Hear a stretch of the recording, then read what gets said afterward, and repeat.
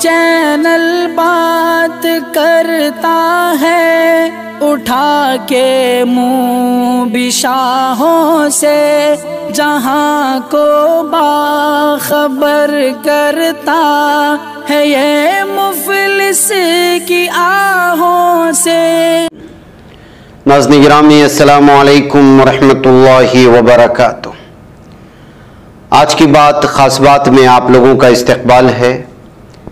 नाज़रीन गिरामी, मैं अंसार अज़ीज़ नदवी इस वक्त दिन भर से आई हुई कुछ अहम तरीन ख़बरों की तफसीलात लेकर आप लोगों की खिदमत में हाजिर हूँ।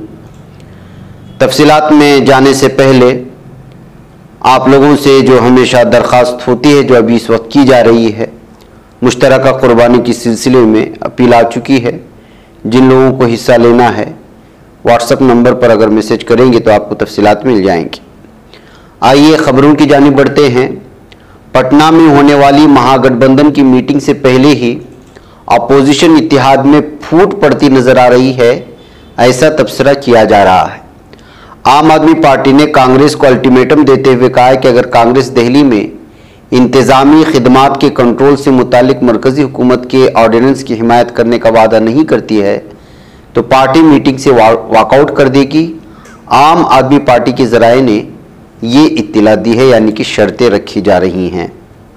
वज़ीर आज़म नरेंद्र मोदी इस वक्त अमरीकी दौरे पर हैं। उसी दौरान एक इंतहाई अहम खबर सामने आ रही है। अमरीकी कंपनी GE एरोस्पेस ने हिंदुस्तान एरोनॉटिक्स लिमिटेड के साथ हिंदुस्तान में जंगी तैयारों के इंजन के जॉइंट प्रोडक्शन के लिए अहम मुआहदे पर दस्तखत किया है। इस मुआहदे को हिंदुस्तान और अमेरिका दोनों के लिए ही इंतहाई मुफीद तस्वुर किया जा रहा है।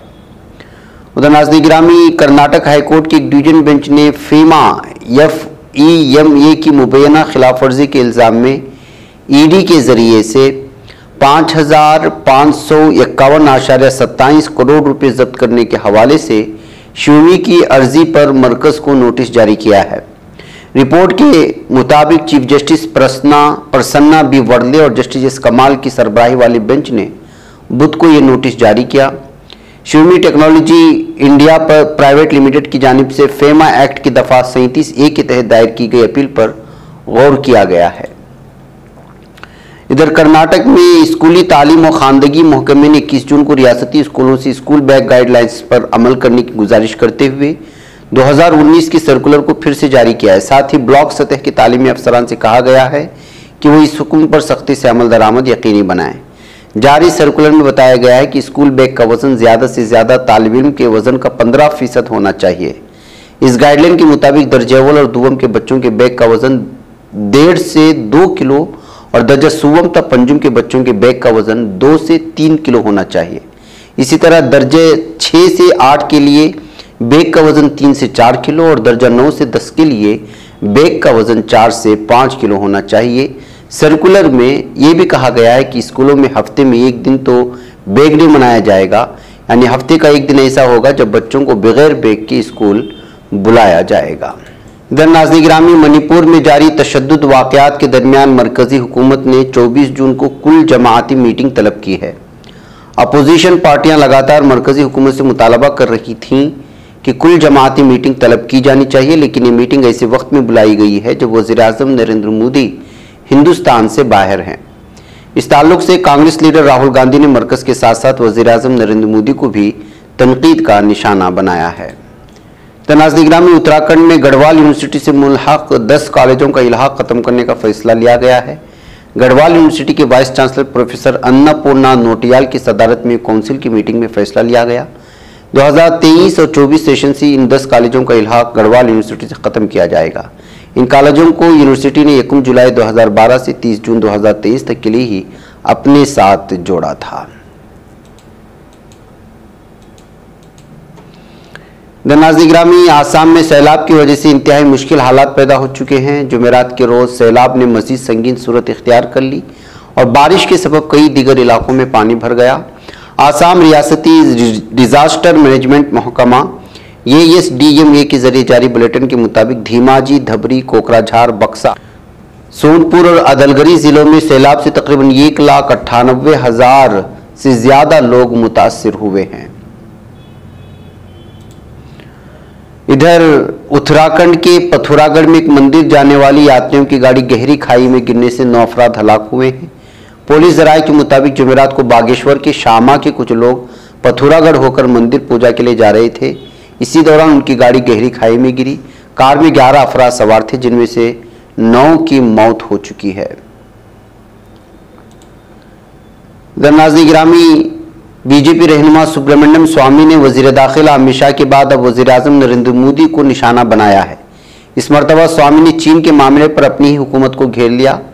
सुब्रमण्यम स्वामी ने वजीर आजम मोदी के अमरीकी दौरे का हवाला देते हुए एक ट्वीट किया है, जिसमें उन्होंने कहा कि चीन भारत के खिलाफ मुसलसल जारहाना रवैया दिखा रहा है। इसके बावजूद अमेरिका ने इस बारे में कुछ नहीं कहा। ऐसे में वजीर आजम मोदी खाली हाथ ही दिल्ली लौट रहे हैं। नाज़रीन, महकमा इनकम टैक्स की जानिब से दिल्ली से लेकर उत्तर प्रदेश और मगरबी बंगाल तक बड़े पैमाने पर छापामारी की गई है। ये छापा सोने के कारोबार में मसरूफ जेवरात और उनके मकामात पर मारे जा रहे हैं। IT डिपार्टमेंट का कहना है कि सर्राफा के इन ताजिरों ने गैर कानूनी तौर पर रकम जमा की है और उसे रियल इस्टेट में इस्तेमाल किया है। छापे के दौरान सोने के ताजिरों से तमाम लेन देन और दीगर दस्तावेजात मांगे गए हैं। साथ ही इनकम टैक्स से मुतालिक भी मुकम्मल मालूमात ली गई हैं। इधर मणिपुर में तकरीबन 2 माह से तशद्दुद जारी है। तशद्दुद में अब तक 110 से ज्यादा अफराद अपनी जानें गंवा चुके हैं। बहुत से लोग बेघर हो चुके हैं। मुल्क के वजीर दाखिला भी तशद्दुद के हवाले से मणिपुर का दौरा कर चुके हैं, लेकिन हालात में बेहतरी नहीं आई। अब मणिपुर की बिगड़ती हुई सूरत हाल को देखते हुए हुकूमत तमाम फरीकों के साथ तशद्दुद पर बातचीत करना चाहती है। वजीर दाखिला अमित शाह ने मणिपुर तशद्दुद के सिलसिले में 24 जून को दिल्ली में ऑल पार्टी मीटिंग भी बुलाई है। इधर इंतखाबी कमीशन ने आसाम के लिए मंगल के रोज हदबंदी तजावीज़ का मुसवदा जारी कर दिया। इसके तहत शिमाली मशरक़ी रियासत में असेंबली सीट की तादाद 126 और लोकसभा सीट की तादाद 14 बरकरार रखने की बात कही गई। कमीशन ने इस पर 11 जुलाई तक मशवरे एतराज़ात मांगे। हालांकि एक दिन बाद ही बरसर इख्तियार इत्तेहादी हुकूमत अपोजिशन पार्टियों ने इस मंसूबे की तनकीद की है। नाज़रीन, इराक के शिमाल में तुर्क मुसल्लह अफवाज की जारी पंजा ऑपरेशन के दौरान दहशतगर्दों की जानिब से की जाने वाली फायरिंग के नतीजे में जख्मी होने वाला फौजी जख्मों की ताब न लाते हुए अस्पताल में दम तोड़ गया है। वजारत कौमी दिफा की जानिब से जारी करदा बयान में कहा गया है कि इन्फेंट्री स्पेशलिस्ट सार्जेंट आलपाय आरास 15 जून को पंजा ऑपरेशन के इलाके में दहशतगर्दों की फायरिंग के नतीजे में जख्मी होने पर अस्पताल मुंतकिल कर दिया गया था, जहाँ तमाम तर मुदाखलत के बावजूद जांबर न हो सका।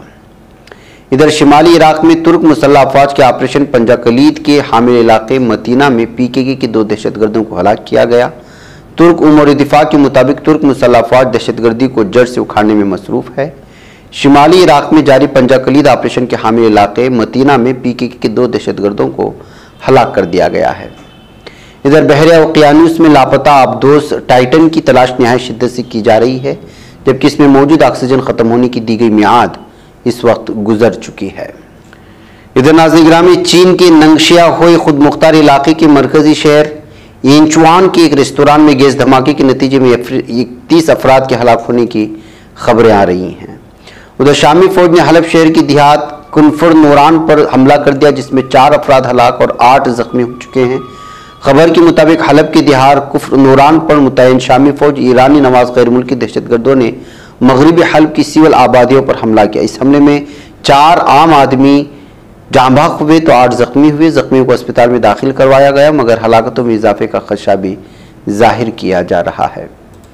इधर नाज़रीन गिरामी, मकबूजा दरियाए उर्दुन के मगरबी किनारे में दहशतगर्द यहूदी आबादकारों के फ़िलिस्तीनियों पर इज्तिमाई हमलों के नतीजे में 1 फ़िलिस्तीनी शहीद और 12 जख्मी हो चुके हैं। इत्तलाआत के मुताबिक दरियाए उर्दुन के मगरबी किनारे में इसराइल के खूनी छापों की वजह से बढ़ती हुई कशीर के दौरान जालिम हैवान यहूदी आबादकारों ने भी फ़िलिस्तीनियों पर हमला करने शुरू कर दिए हैं। जालिम दहशतगर्द इसराइली फ़ौज के ज़ेर हिफाजत यहूदी दहशतगर्द आबादकारों ने रामल्ला के जवार में वाक़ तरमसआया में फ़िलिस्तीनियों की 20 गाड़ियों और घरों को नजर आतिश कर दिया। इस पर रद्दअमल का एक मुजाहरा करने वाले फ़िलिस्तीनी मकीनों और यहूदी आबादकारों के दरमियान में झड़प हुई और इस तरह से जो है फ़िलिस्तीनियों को ज़ख्मी करते हुए एक को शहीद कर दिया गया जालिम दहशतगर्द यहूदियों की जानिब से। नाज़रीन, आज की बात ख़ास बात में इतना। इंशाल्लाह फिर आप लोगों से मुलाकात होगी। मुझे इजाज़त दें। अस्सलाम वालेकुम रहमतुल्लाहि व बरकातुहू। ये चैनल हक निगर बन कर कुचल देता है फितनों को, अगर गंदी हो पॉलिसी तो मरते देख कितनों को। इसी बाजार में बिकते हुए देखा है सपनों को, सभी यकसां है ये पैगाम दो गैरों को अपनों को।